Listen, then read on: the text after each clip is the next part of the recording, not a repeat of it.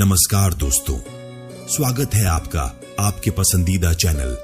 आज हम आपके लिए लेकर आए हैं गीता का 9वां अध्याय, जो न केवल ब्रह्म विद्या और योग शास्त्र की अद्भुत गहराइयों को उजागर करता है, बल्कि आपकी आत्मा को भी एक नई दिशा देने का काम करेगा। क्या आप तैयार हैं अपने आध्यात्मिक यात्रा को एक नई ऊंचाई पर ले जाने के लिए? इस अध्याय में कृष्ण ने ब्रह्म और योग के रहस्यों को इस तरह से प्रस्तुत किया है जिससे हर एक शब्द में एक नई ऊर्जा और प्रेरणा मिलती है। तो चलिए बिना किसी देरी के इस ज्ञानवर्धन यात्रा की शुरुआत करते हैं और जानते हैं कि कृष्ण ने हमें इस अध्याय में कौन कौन सी महत्वपूर्ण बातें सिखाई हैं। यथाकाशस्थितो नित्यं वायुः सर्वत्र गो महान तथा सर्वाणि भूतानि मत्स्थानीत्युपधारय। हम जो हवा महसूस करते हैं वह आकाश के कारण होती है और बिना किसी सहारे के आकाश में स्थिर रहती है। यह हवा आकाश से उत्पन्न होकर भी उसे गंदा नहीं कर सकती। इसी प्रकार सारे भूत कृष्ण में समाये हुए हैं, लेकिन वे कभी भी कृष्ण को प्रभावित नहीं कर सकते। हम सब कृष्ण से उत्पन्न हुए हैं, कृष्ण हमसे नहीं। हमारी उत्पत्ति कृष्ण के संकल्प से है, इसलिए हम कृष्ण में स्थित हैं, लेकिन कृष्ण हम में नहीं है। यह योग की अद्भुत शक्ति है दोस्तों। यह कृष्ण की अद्वितीय योग शक्ति का प्रभाव है। जैसे हवा बिना किसी समर्थन के आकाश में निर्बाध रहती है, वैसे ही हम सब भी कृष्ण में स्थिर हैं।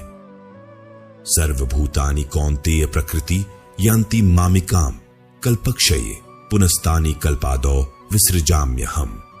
जब एक कल्प, एक युग या एक दौर समाप्त होता है तो हम सब वापस कृष्ण में समाहित हो जाते हैं। सुनिए कृष्ण क्या कहते हैं। हे अर्जुन, कल्पों के अंत में सभी भूत मेरी प्रकृति में लीन हो जाते हैं, यानी मेरी मूल प्रकृति में विलीन हो जाते हैं। और जब कल्प का नया युग शुरू होता है तो मैं फिर से उन्हें उत्पन्न करता हूं। इस प्रकार कल्पों के अंत पर सभी जीव और प्राणी अचेतन अवस्था में मेरी प्रकृति में समा जाते हैं। इस समापन के बाद जब नया कल्प शुरू होता है तो वही जीव पुनः सृजित होते हैं और संसार का पुनर्निर्माण होता है। एक तरह से कल्प भी अपने कर्म को पूरा करने के बाद समाप्त हो जाता है और नया कल्प उसकी जगह लेता है। प्रकृतिं स्वामवष्टभ्य विसृजामि पुनः पुनः भूतग्रामिमं कृत्स्नं वशं प्रकृतिर्वशात्। जैसा कि कृष्ण ने स्वयं कहा था, कोई भी अपने कर्मों से बच नहीं सकता। यह असंभव है कि कोई कर्म ना करे। इसी प्रकार बार बार सृजन करना भगवान कृष्ण का कर्म है। इस श्लोक में कृष्ण यही समझा रहे हैं। अर्जुन अपनी स्वभाव के अनुसार कर्मों से परतंत्र हो जाते हैं। संपूर्ण भूत समुदाय को उनके कर्मों के अनुसार बार बार सृजित किया जाता है। हमारे पूर्व जन्म के कर्म हमारे स्वभाव को निर्धारित करते हैं और उसी स्वभाव के अनुसार भगवान कृष्ण सृष्टि का पुनर्निर्माण करते हैं। जिस प्रकार हमने पूर्व जन्म में कर्म किए, उसी के आधार पर हमारा स्वभाव निर्मित होता है और उसी स्वभाव के गुणों के अनुसार कृष्ण हमें पुनः सृजित करते हैं। इस तरह भगवान कृष्ण भी अपने कर्म करते रहते हैं और हम भी अपने कर्मों से जुड़े रहते हैं। न च मां तानि कर्माणि निबध्नन्ति धनंजय उदासीन वदासीन मसक्तन तेषु कर्मसु। कृष्ण हमारी संरचना और सृजन करते हैं, लेकिन यह कार्य अव्यक्त रूप से होता है।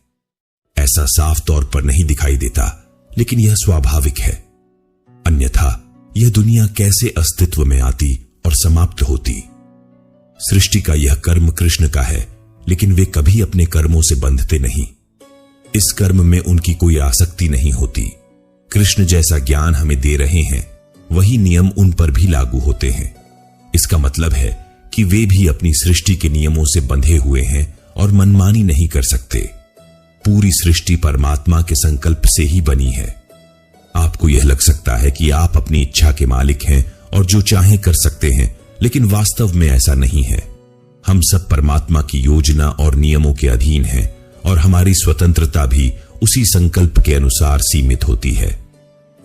मयाध्यक्षेण प्रकृति सूयते सचराचरम हेतुनानेन कौन्तेय जगद विपरिवर्तते। कृष्ण इस श्लोक में दुनिया की रचना के विज्ञान के बारे में बताते हैं और यह भी स्पष्ट करते हैं कि उनकी अध्यक्षता में माया इस जगत को सृजित करती है। दोस्तों, कृष्ण के संकल्प से ही यह दुनिया बनती है और उनकी अध्यक्षता में माया इस सृष्टि को आकार देती है जिसे हम जानते हैं। यही कारण है कि यह सृष्टि चक्र निरंतर चलता रहता है। हम सब जीवन और मरण के इस सर्कल में आते हैं और जाते हैं और यह चक्र बिना रुके चलता रहता है। इसलिए कृष्ण हमें प्रेरित करते हैं कि हम इस दुनिया की सतही जानकारी से परे जाकर सच्चाई को जानने का प्रयास करें।